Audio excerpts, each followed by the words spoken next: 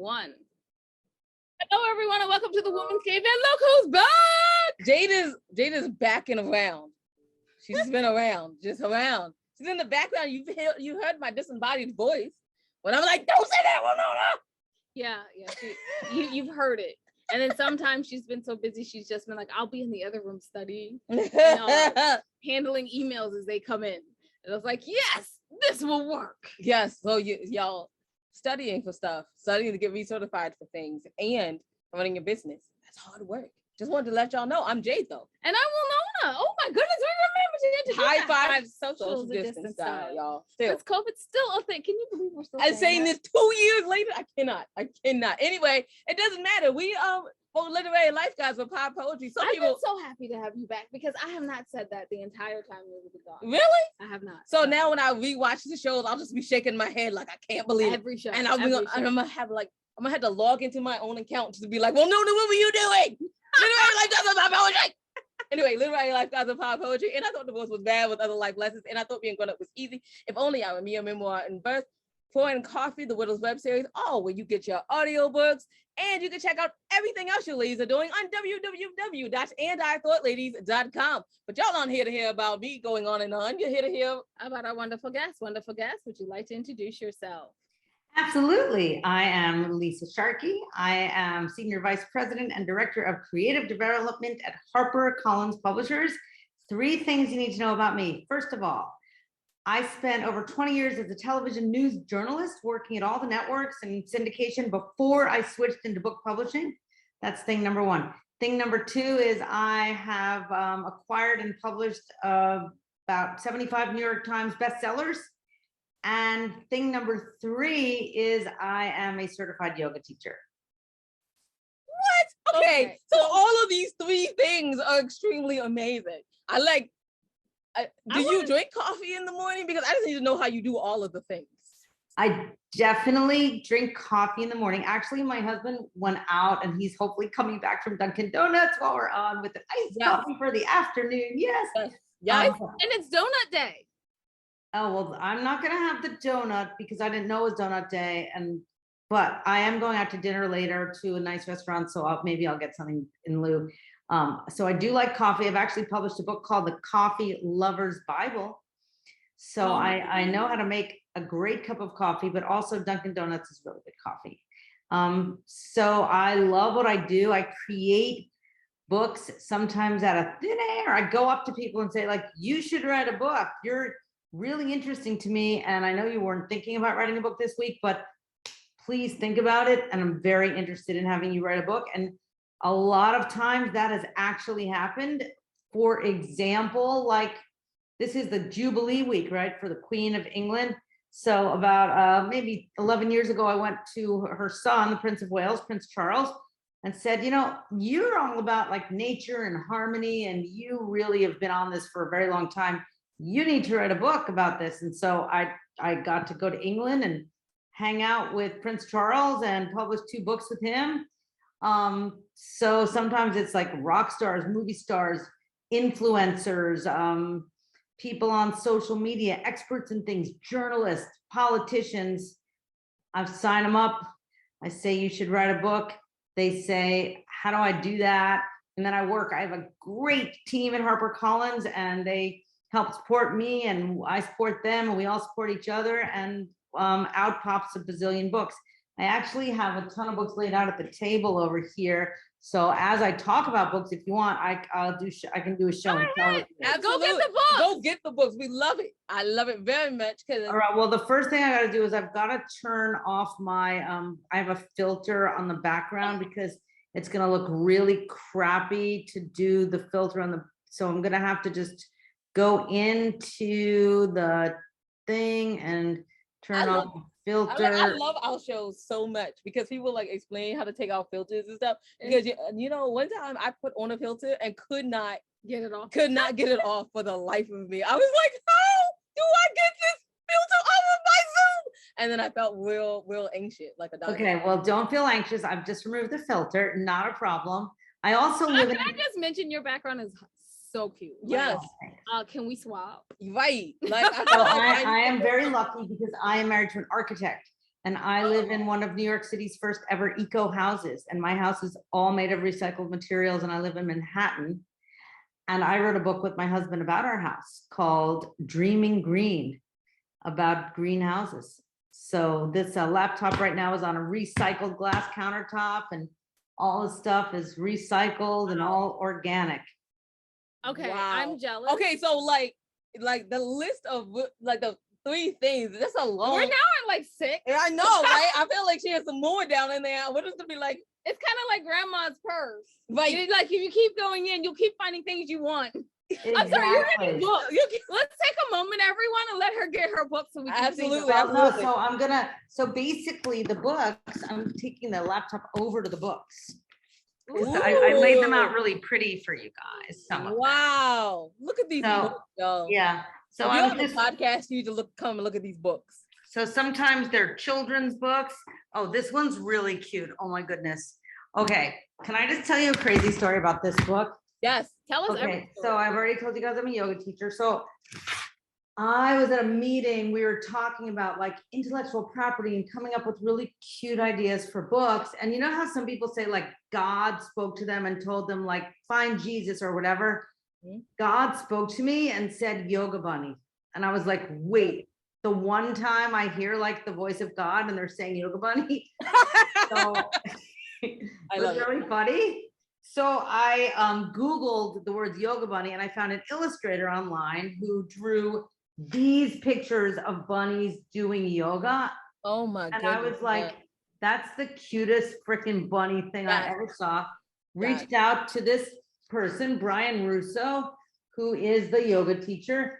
And anyhow, found him. He said, I wasn't thinking necessarily this week about writing a book. I don't know how to write a book, and worked with him for years and published the first book, which was just called Yoga Bunny. And then it was so successful that this is the second book, which I helped him write, called A Friend for Yoga Bunny. And I have a lot of like, it's really cute. It's for children with anxiety. So it's Bear's birthday, and Bear gets really sweaty paws. And so Bear is scared and telling Yoga Bunny, like, I'm scared, Yoga Bunny, help me. And Yoga Bunny teaches Bear to let the emotions move through like clouds moving across the sky.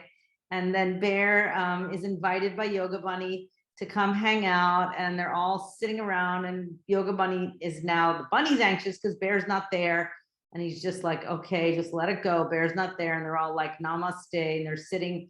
And then all of a sudden, when they open their eyes, Bear is there. Oh. Anyhow, it's really cute. And I love it so much. I love books. Like when I worked in TV, books would come in the newsroom and I would just like bring them home in like piles of books, and I would just pour through the books. And then I would take the books that would come in, and especially books that the book producer, Patty, would reject at Good Morning America. And I'd be like, I was about to say Patty from Good Morning America. you know her? No, we read about her. We read about her. Well, Because we write books. apparently, well, I know I got an email back, like it was her last year. And I was so sad because I had read about her for so many years. And when I finally got an email, I was like, Patty wrote me back. But anyway. Yeah. Well, But Patty anyway, Hager what's she is an like? amazing person. And one day I was in Patty's office and we started talking and we found out we're cousins. You guys kind of look alike. Yeah, that's No, amazing. we're not blood related. We are cousins through Jesse, who married my grandmother. Well, that's amazing. It doesn't matter. I'm so happy. That is amazing. And now I'm gonna just send our book out because I didn't know people just randomly read it anyway when they reject it. Yes, so Patty had a shelf that was like the reject shelf. And my job at Good Morning America was I was in charge of the specialists. So money news, medical news, parenting news, gardening news, blah, blah, blah, weddings, all sorts of investigative hidden camera, undercover. And so I ran all those parts of Good Morning America, and Patty did the books, and she did animals. She was really into like whenever there would be animals on the show, which was really fun because I have 3 kids, and she'd be like, baby koalas are coming tomorrow. And I'd be like, okay, kids, you're gonna be late for school because we got baby koalas are coming tomorrow. Anyhow, she would have this shelf, and whenever she didn't want a book, she put it on the shelf, and then I would tiptoe over to the shelf, grab the book, and be like, wait, like adults with ADHD who eat Fruit Loops on pillows in the middle of the night? Yes, I want that on Good Morning America. So then I started like working with some of these authors, and I helped their books become bestsellers. And then the person who was the head of HarperCollins was like, who are you? We're not paying you. Can I meet you? And then 5 years later, we had this 5-year-long conversation. And then finally she hired me to be the director of creative development for HarperCollins. That is just, I mean, amazing story. Like, I haven't even asked a question, and yet the stories, all of them are answered, and so much more. Like, I love all of this. This is great. I'm so glad you forced me to stop studying. Yeah. Yeah, I'm so excited. I'm so excited. She's been studying for 3 weeks straight. She needed a break. I have. I've been like, Definitely always need a break for some yoga or some coffee or just a break in general. I'm trying to think of another book that I can talk to you about. Oh, here, this one is interesting. So this one is extremely current eventsy because who's having a jubilee right now? yeah. And who is her dresser on the cover of this book, of the only book ever endorsed by the Queen herself, a book I worked on called The Other Side of the Coin, where they take you literally inside the Queen's closets and looking at all the crazy, amazing, and it's all these stories about the Queen and inside her closets. And Wow. and so I got to go to, this is not, I mean, I get to go to England a lot, but there was a birthday party. Well, there was a book party. It happened to be on my birthday. And so it was the launch party for this book on October 29th, before COVID. So 2019 is when it came out. And we were thinking the Queen was going to come to the party, and everybody was so excited because the Queen was maybe going to come to the party, but then the Queen didn't come to the party, but it was still an amazing party. And all of her ladies in waiting and her footsmen, they were all at the party and they sang me happy birthday. Oh my And I was like, is this really happening? That's when amazing. do you ask yourself, when you go, Miss Sharkey, when Yeah. I'm writing my book, like She when do wrote you one ask already. yourself about your autobiography? Oh, no, you know what? I'd reject me if I came into my office, but I think everyone thinks that they would reject themselves. Except well, for I just like, I reject most, I mean, I spent half the day being like, thank you very much. Your story is really sweet. Unfortunately, I don't think I can publish it, but here's the name of a possible agent that might be able to help you. And then sometimes the agent will like, I'll get an email from an agent being like, hey, I've got a good book proposal. I was like, well, didn't that person tell you that I rejected their book and sent them to you? Because I'm not publishing their book. But here's a new book that I just did, You Grow Girl, by Christopher Griffin, who I was just like on Instagram one day and I was like, Plant Queen is amazing. I want to do a book with Plant Queen. So I messaged Plant Queen, and then I messaged and Christopher Griffin is a non-binary queer femme plant influencer who has more style in one pinky than most people have in a lifetime. And we worked with Christopher on the whole idea for this book and the backstory, and then we made it just beautiful. And Christopher has this really talented friend named Phoebe, and Phoebe has an Instagram page called Welcome to the Jungle Home. Oh wait, look, this is one of my favorites. Look at this purple dress in a swirl. That is at the New York Botanical Gardens. Wow. Wow. Man, Can he teach me how to, can they teach me how to pose? Right. They need to teach us how to pose. They really do know how to pose. Like, they are the ultimate. So you should check them out on Instagram, Plant Queen. Anyhow, it's a really beautiful, it's also step-by-step, like it's how to propagate your plants. It tells you, like, when you go into your apartment, depending on which way the light's coming in, how to measure the light, how to, your plants, you can't just put water in, you have to wipe them down, they get dust on them, all this stuff that you don't even think about. Like, why did my plant die? Christopher will know why. Fabulous, because I totally need to know what my plant died. It's really funny. And I blamed my dad because I said, Dad, see, you didn't come over and take care of my plant and now it died. You know you're the only one with the green thumb in this family. You take care of my plants. But here's the truth. Everyone has a green thumb and everyone will experience the loss of plants because that's just the way it works. And I'm going to show you some more books just because we're having fun. And here's one that's extremely topical that was reviewed, Silent Invasion by Dr. Debra Burks, the head of the COVID-19 task force in the White House with he who shall not be named. She is an incredibly brilliant woman. She is not a right-wing person at all. She was begged 4 different times to come to the White House to try to stop the spread of COVID early on because she was running AIDS in sub-Saharan Africa. And she's an epidemiological expert and she's a data scientist. And she was watching what was happening in China, as was I, by the way, because I used to run medical news and I oversaw SARS in China when it was in 2003. And I was like, oh no, we're all gonna die. Anyhow, the White House called her and she came in and she's the one that stopped the flights, paused the country, got the vaccines into production. And then the president basically didn't want to hear from her anymore, kicked her to the curb, but she was still working at the White House. She went all over the country, did 100 meetings in 44 states and with native tribal leaders as well. And she worked her ass off to try to save people's lives. And she's a hero and she stuck with it, despite the fact that she was one of the only women at the table. They were trying to undermine her left and right. And she was all about the numbers and she was the one test. And she's brilliant. And this is like the true account of what really happened, the good, the bad, and the ugly. And then it looks ahead to how to prevent this from happening in the future. So she's amazing. And so I do some very serious books. And then I do Yoga Bunny. Or nonfiction. Yes. Not a lot of your books are nonfiction that I've been seeing. Such Yoga Bunny, which is oh my God. Yes, Yoga Bunny. But I've signed up. I did not know that Yoga Bunny existed, but now that I know, I'm like a Yoga Bunny fan. fan. Live without Yoga Bunny now. I'm already like it's so funny. I'm trying to find. I have another Yoga Bunny book too that is somewhere around here. Wait, I also do cookbooks. Wait, I'm gonna get you a cookbook.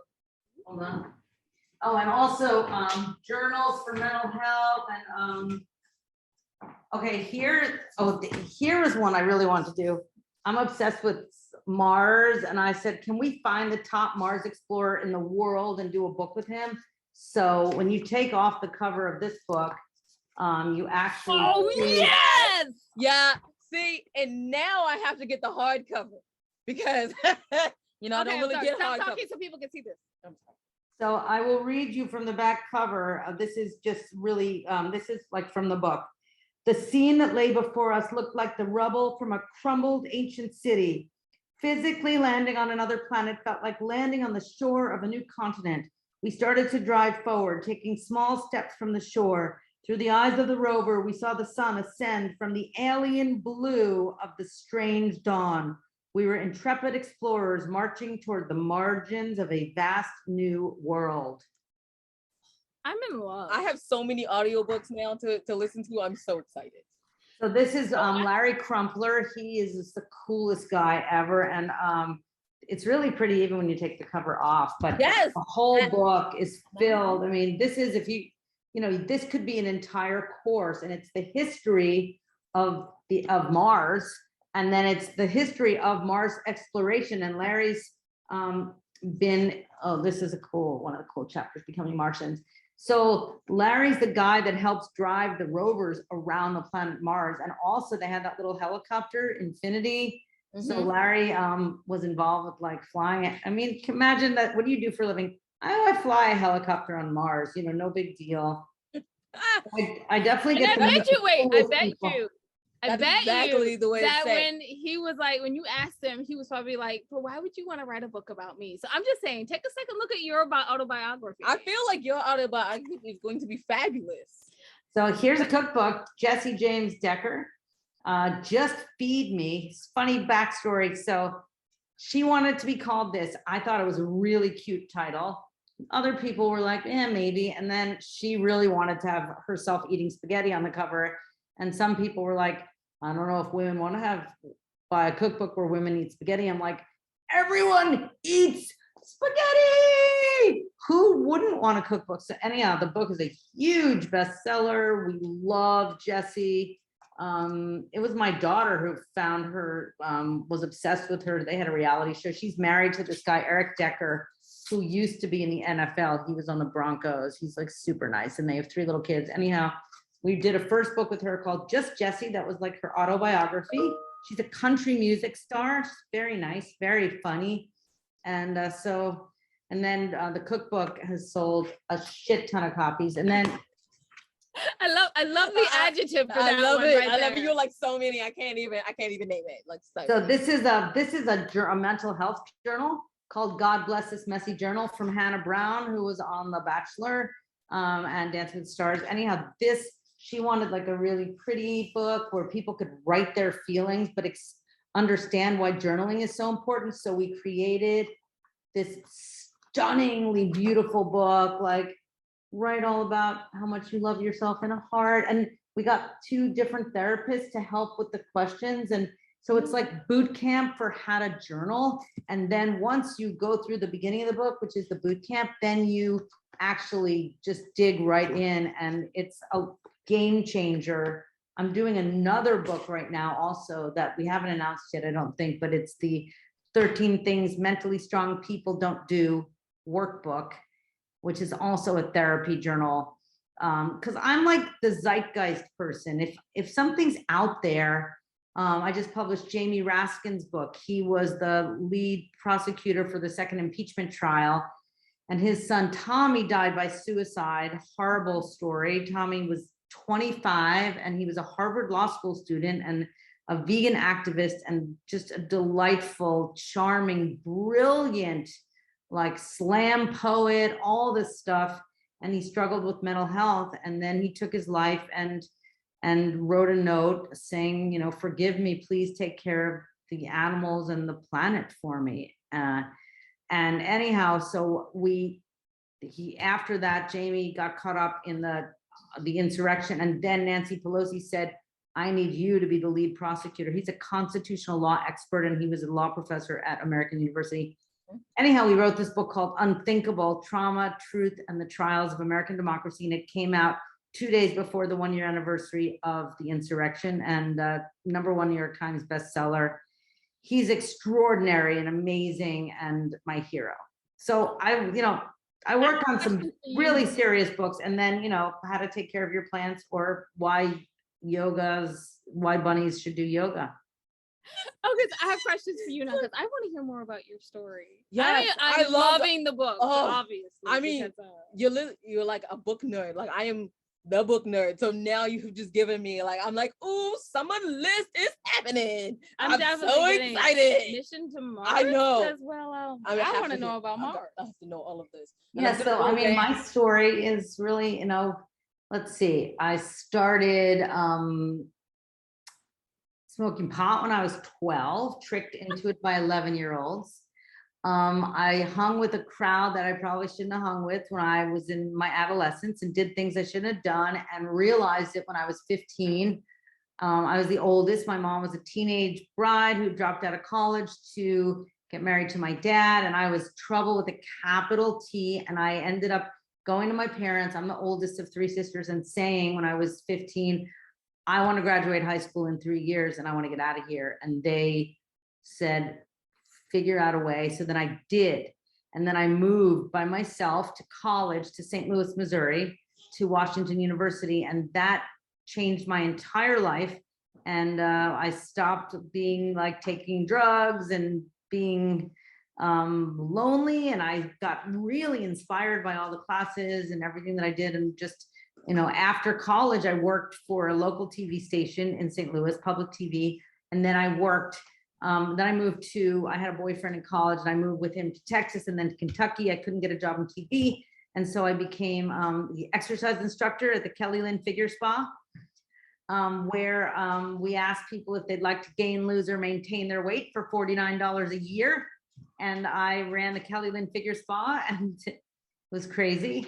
And then I moved back to New York after I broke up with the boyfriend and got a job at Channel 11 News, worked my way from Channel 11 to CBS Network to Channel 2 local news to Channel 5 news to Inside Edition to Good Morning America. Then I became the president of Al Roker's TV company. And then I moved into book publishing 15 years ago. So I am old. What were your greatest Wow. challenges? Because like when we get to interview someone like you, like there's so many women out there who want a career like yours. Well, probably like I have have so many challenges that you just like, Well- oh, well, you know, I'm gonna stop and just do something. Okay, well, one of my great challenges was I never wanted to feed my children baby formula, so I didn't. And so I worked full time and nursed my children full time. So that was a challenge. Wow. So, you know, there's this whole baby formula crisis now, and so many people can't nurse a baby, so they have to have baby formula, but so many people could nurse a baby if it was only like if they only had more support from their families.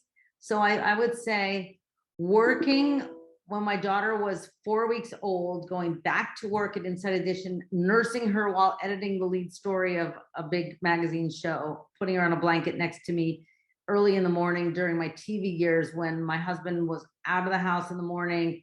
I didn't have my babysitter, and I would just bring my kids to Good Morning America, throw them in the green room, give them some Fruit Loops and do my job, then work till late into the night.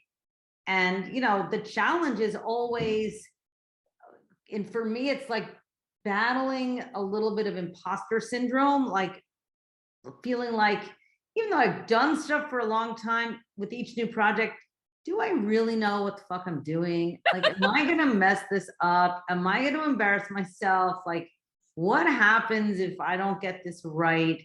It's, you know, personalities, letting people down in a way that also builds them up, or building them up in a way that doesn't create a monster ego. I've created too many of those in my day. And also a challenge is like, Second one, teach that us how to second one, do how that. to build people up without creating a monster ego. We really need to know that. I do need to know that. that's a big thing, because even like, this is crazy, but like overseeing like the Good Morning America weddings, like that's, you know, it's like Luther Vandross is singing Here and Now while people are walking down the aisle, while you're in the middle of Times Square and there's police everywhere, and you're trying to make sure that everything is smooth. So staying calm under pressure, reminding yourself that no one's better than anyone else. I've spent a lot of time, I've even interviewed the Dalai Lama. I've had some interesting, you know, experiences, but realizing that we're all hopefully on this earth to try to lift people up and not take them down. And that for me is, I got to remind myself about that every day, and to try to just be nice and be helpful and be good and not insult people. And it's a struggle because sometimes I can be a little too honest, a little too brutally honest. You know that you belong in the book business. You're right, because That's how you know. because literally sometimes you get stuff back from your babies and they be like, so this was mediocre. And you're just like, ow, okay, tell me all about it. That's how we know. Yeah, I mean, and you know, letting people down, it sucks, you know, and I don't like to be let down. And I've been fired from jobs. Like, I know how it feels to have the rug pulled out from under you. I've also, before I had 3 kids, I had 3 miscarriages and lost 3 babies that I was expecting to be mine. So that was a massive challenge. And I got through it by psychiatrist, journaling, yoga, praying, just family support. Another challenge was my mom suddenly died, like out of the blue. I was on the phone with her, and then an hour later I was in a meeting at work and my phone rang and it was like, your mother's dead. I was like, what? How is that possible? I just spoke to her on the phone. Well, she was in an exercise class and she said her mouth hurt, and next thing you know, she sat down and she was dead. I was like, but she's young. That's not possible. Anyhow, that happened. But how did I get through that challenge? That day, I was like, well, mom was living in Western Massachusetts. She was very involved in this lecture series. I'm like, we're going to give a lecture in her name every single year. And And every single year, like 700 people pack this theater in Massachusetts and this year it was Jamie Raskin. I brought up my hero congressman, and he delivered the Mona Sherman Memorial Lecture, and he was on like the big article in the local paper. So I always try to get through the really hard stuff by trying to turn it into something good. And if I can do that, like I'm dealing with the challenge that I don't want to talk about it at the moment. It's not a health challenge. It's a skip it then. You've talked about so many challenges that yeah, I feel we're good. I feel like I could write an and I thought book just on you, like and I thought. I feel the one coming on. I feel a book coming on. We have like 3 more questions and that's where we're done. One of my questions is what skills transferred over from Good Morning America into television? I'm sorry. Yes. So interesting. From television into books. Well, I wrote I've lectured on transferable skills. I believe that the main skill you get is from being a waitress. And I was a waitress for a long time.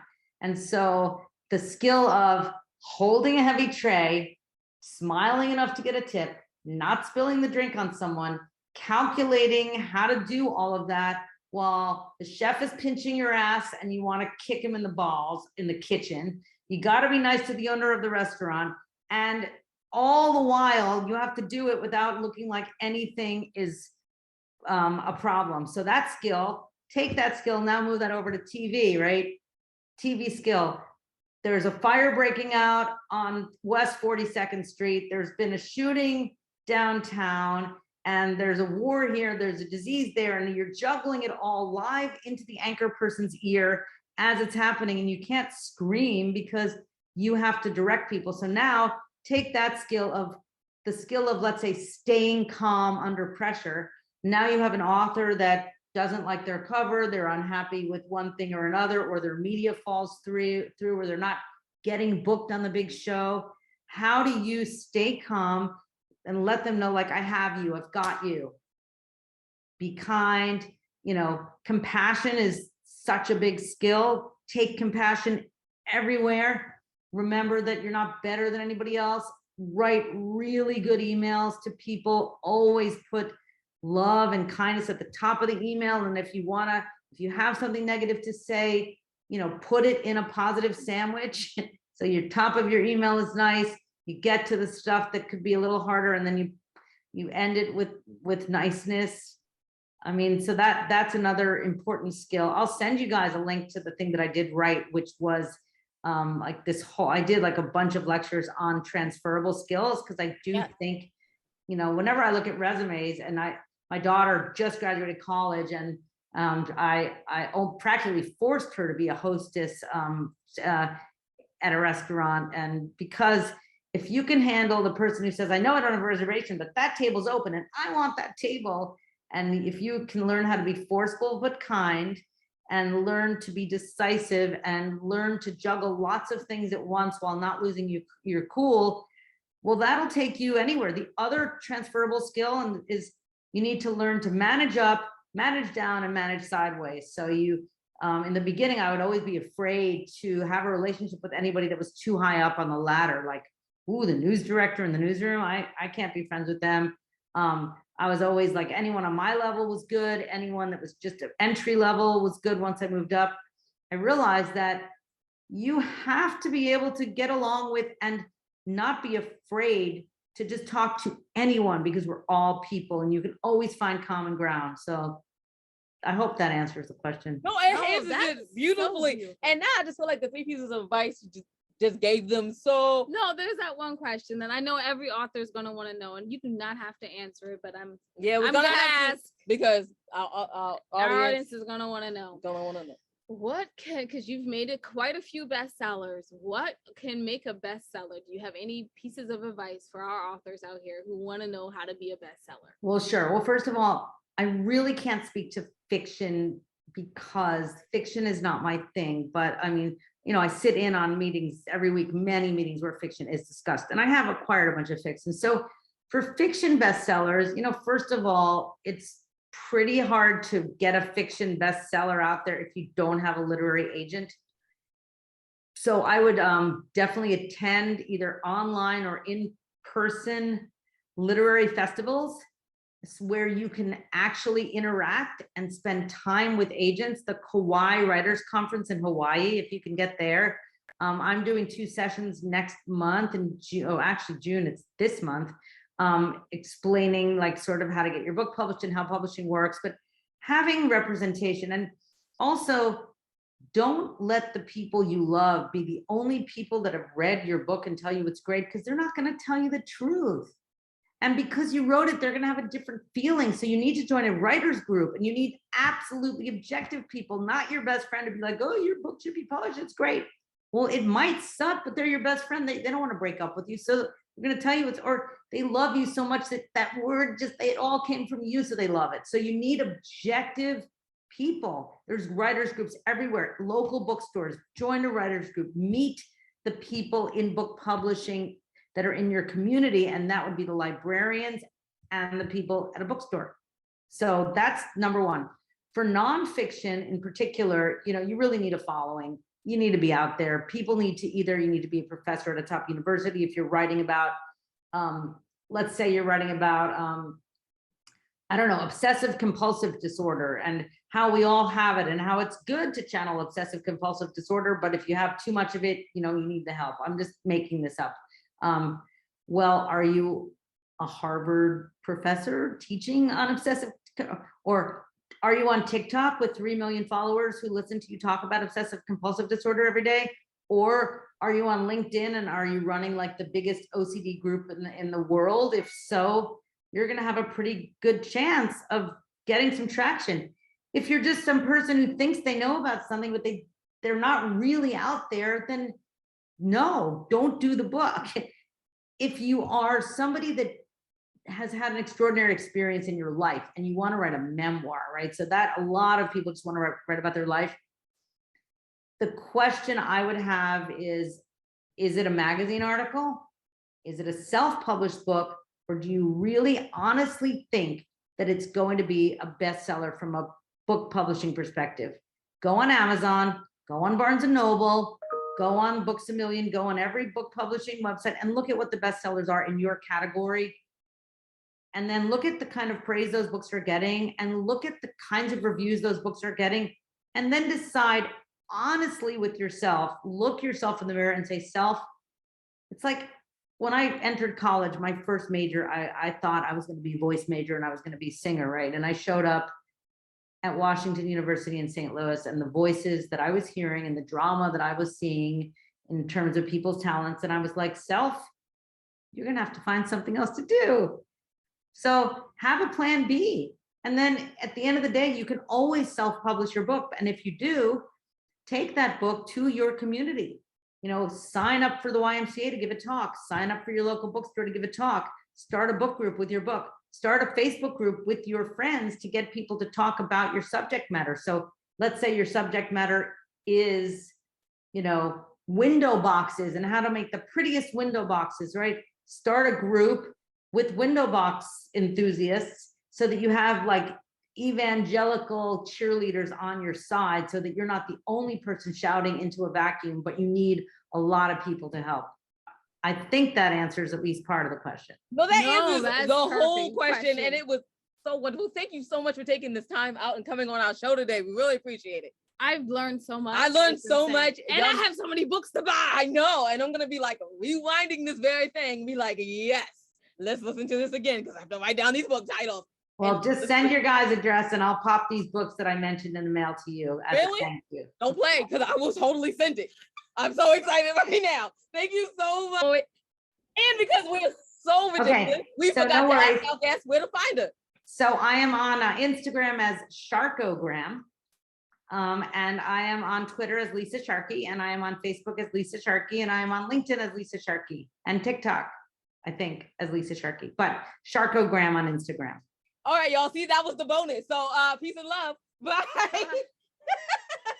All right. So I guess I'll go ahead and wrap us up. Yeah, absolutely. You can find out everything your ladies are doing on www.andithoughladies.com. While you're there, take a moment, go to the middle of the page, see the charities that we probably support. You can support them also. We thank you in advance for that. And just remember, y'all, wisdom is all around you if you're open to finding it and accepting it. So peace and love, you guys. Well, Nona and Jade. Oh yeah, thanks for listening.